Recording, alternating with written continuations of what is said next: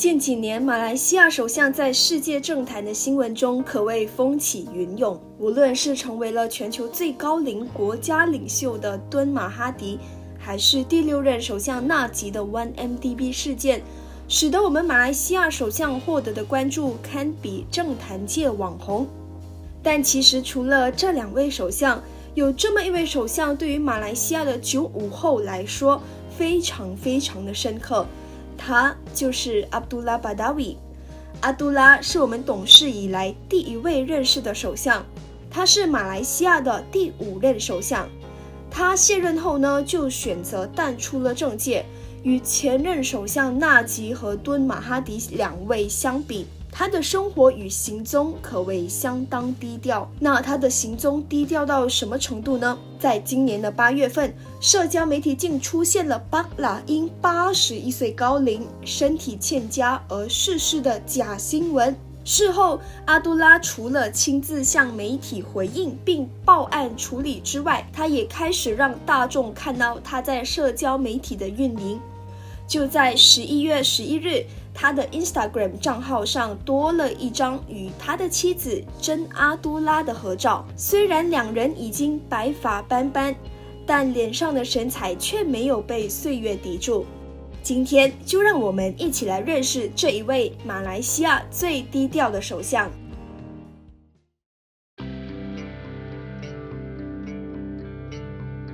阿都拉的全名为阿卜杜拉·巴达维。1939年11月26日，他出生于槟城。阿都拉的外公哈苏张是一名来自中国海南省三亚的回族穆斯林。严格来说，阿都拉也有部分的华人血统。阿都拉的家庭背景对于一名政界人物来说相当有利。他的祖父塞阿都拉法辛是制定1957年8月31日为马来西亚独立日的法学家，他的父亲则是巫统的创始人之一。这2位长辈的生平也对他的执政之路有着一定的影响。早年的阿都拉在槟城接受教育，他在大山脚英文中学完成了5年的学习，之后在 Methodist Boys School Penang 完成高中的学习。高中毕业后呢，阿都拉入读马来亚大学，主修回教研究系。毕业之后，阿都拉就加入当时最大政党巫统，开始了他的政治生涯。纵观阿都拉的生平，不难发现他的背景与他的前同僚安华相当接近。但是与安华不同的是，他这一生的政坛之路并没有如安华一般备受马来西亚民众的热烈关注。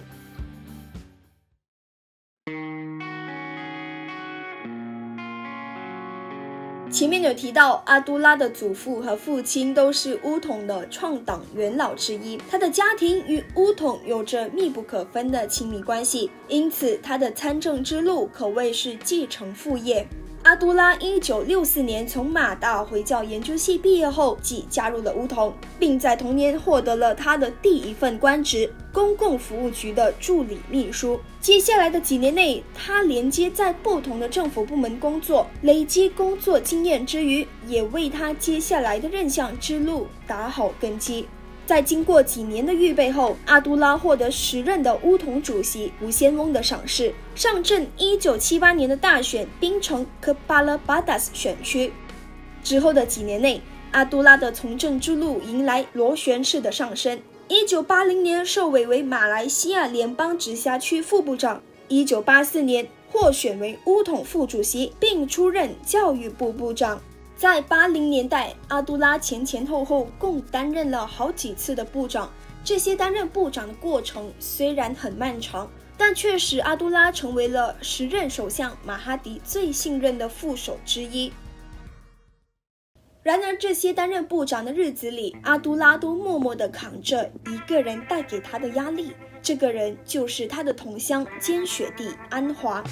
安华作为阿都拉的晚辈，比阿都拉更晚走进政界，政治生涯却比阿都拉来得更加顺利。很快的，他就爬过了阿都拉的势头，成为当时马哈迪最信任的副手。而且相比阿都拉，安华的性格寂静又狂野，更受马来西亚人民的欢迎。敢怒敢言的风格使安华备受巫统元老的喜爱。1987年，乌统内部出现内乱，马哈迪受到来自时任财政部长东姑拉沙里的挑战。当时的媒体把乌统的内乱描述为2个派系，分别是支持马哈迪的 A 队以及支持东姑拉沙里的 B 队。当时阿杜拉参与的是东姑拉沙里的 B 队，结果马哈迪在当届乌统的党选中以微小的优势战胜了东姑拉沙里，成功稳固了他在乌统无可撼动的地位。随后马哈迪就开始了他的肃清行动，他革除了所有支持东姑拉沙里的党员。阿杜拉作为 B 队的成员之一，也无可幸免地被革除了所有的部长职位。不过他却选择继续效忠乌统，并成功保住了副主席的一职。1999年，马哈迪改组内阁，阿杜拉作为乌统元老及资深的内阁部长，他具备了担任副首相这个重要职位的资格。1999年1月18日，阿杜拉正式出任马来西亚副首相一职。阿杜拉从这个时候开始，成功取代锒铛入狱的安华，成为备受乌统乃至全马人民关注的政坛明星。2003年3月，马哈迪在乌统大会上宣布将辞去乌统主席一职，并宣布把首相职位交给副手阿杜拉。2003年10月31日，阿杜拉便正式从马哈迪手中接任马来西亚第5任首相。作为马来西亚的第5任首相，阿杜拉在他任相的5年期间，与第4任首相马哈迪的成就相比起来，他的政绩显得比较平凡无奇。但这不代表阿杜拉对国家完全没有贡献。接下来就让我们一起看看，到底阿杜拉是不是马来西亚历史上政治最平庸的首相。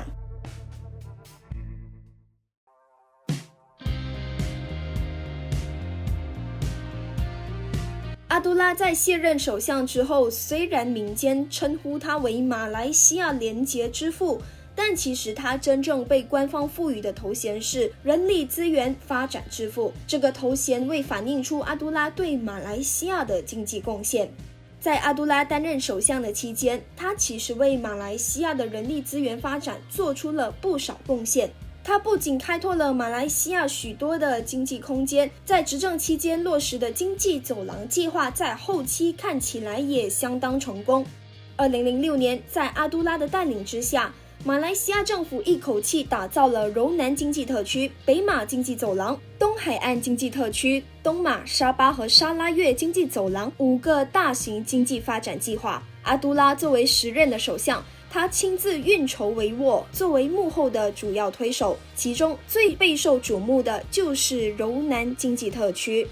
随后被命名为伊斯干达经济特区的柔南经济特区，是一项涵盖柔佛州南部大部分区域的大型经济发展计划。这项计划的主要目的就是希望借助柔佛州靠近新加坡的地理优势，让柔佛州发展为马来西亚经济最发达的州属之一。2016年，伊斯干达经济特区经过了10年的发展后，不仅整体提升了柔佛州的经济，一跃成为全马发展最快的地区，成为了马来西亚的西经区，也为许许多多的柔佛人民提供了更多的就业机会。在国家设施建设方面，阿杜拉连2接3地取消了许多非必要的庞大建设计划，比如马哈迪计划在柔佛和新加坡之间建设的这个美景大桥。对于阿杜拉的这项决定，马哈迪曾经表示不满和责备，但阿杜拉并没有被敦马的言论动摇，坚持了自己的决定。纵观阿杜拉的执政之路，虽然并没有许多亮眼的成绩，也没有如马哈迪或纳吉般大肆兴建基础设施的计划，但相比于其他首相，阿杜拉的执政方向更多是往未来方向去发展。阿杜拉的远见为马来西亚日后的经济发展奠定了非常深厚的基础。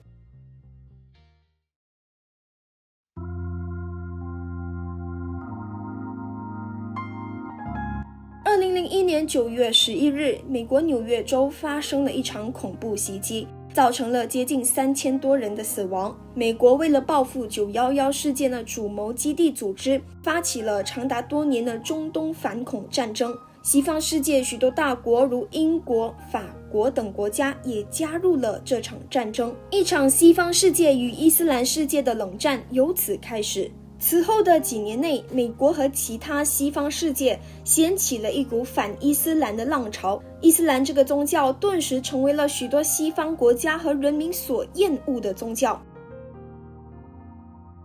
在这样的背景之下，马来西亚作为伊斯兰教国家，在阿都拉的带领之下呢，他连接访问了许多西方国家，如法国、意大利、澳洲等。他甚至2次到访了美国。马来西亚的外交表现在当时复杂的背景之下实属难得，而这一切都要归功于阿都拉的远见。不仅如此，阿都拉执政期间也2度成为不结盟运动的主席，继续扩大马来西亚在世界的影响力。在西方世界取得的外交成就，也让马来西亚一跃成为伊斯兰世界的老大哥，不仅为许多的伊斯兰国家发声，也试图影响了世界对伊斯兰教的印象。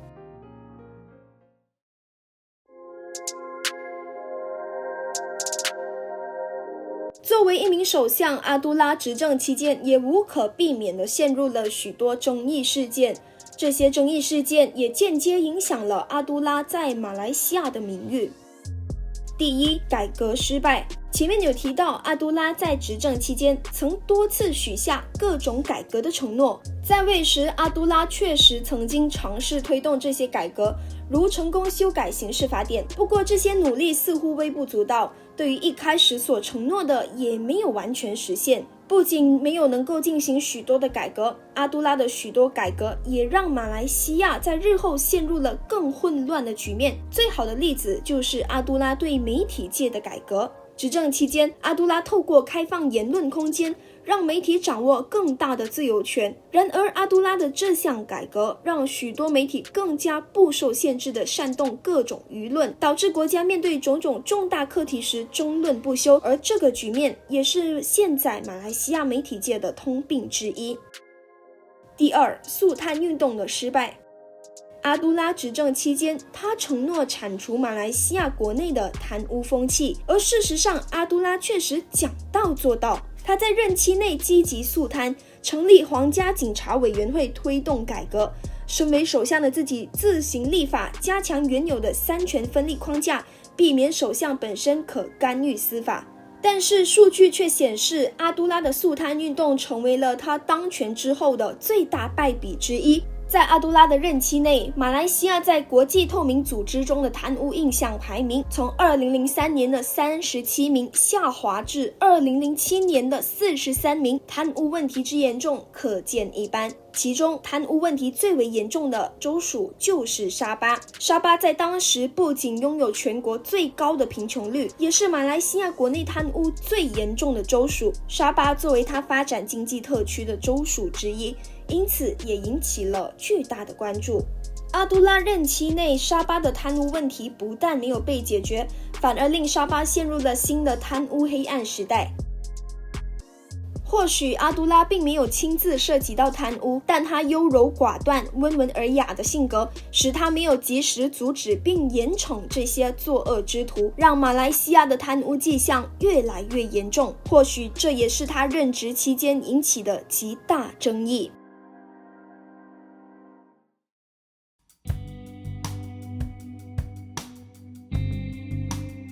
2008年的全国大选，在前同僚安华率领的烈火默袭运动下，全马来西亚的反对党联合起来对抗国阵政府，使阿都拉领军的国阵在2008年的大选首次失去2/3的绝对多数议席优势和5个州政权。虽然能够继续留任首相一职，但阿都拉在国阵里已失去了影响力。2009年，因不愿意受到退而不休的马哈迪操控，加上长期面对来自巫统内部的施压逼宫，阿都拉于4月3日宣布辞职，并由当时担任副首相的纳吉接任。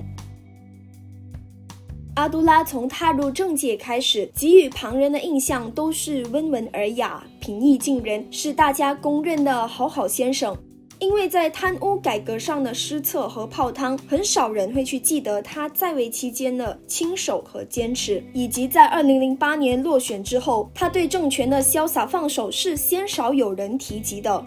在他卸任之时，曾经有人评价他是大马版的戈尔巴乔夫，对于马来西亚的改革心有余而力不足。要知道，他能够在政界中保持清廉不贪污，是他个人对首相最忠诚的原则。我们不能全盘否定他的付出与努力，希望这一位低调的首相能够被更多马来西亚公民重新认识，并且也像感谢敦马哈迪对国家的付出一样，由衷的感谢他。如果你对我们的第5任首相阿杜拉有其他的认识或者想说的话，欢迎你在留言区与我们分享。接下来我小邱会在这里分享更多马来西亚的名人故事。如果你对这个系列感兴趣，记得关注并开启小铃铛，你的支持是我们最大的动力。我们下次再见，拜拜。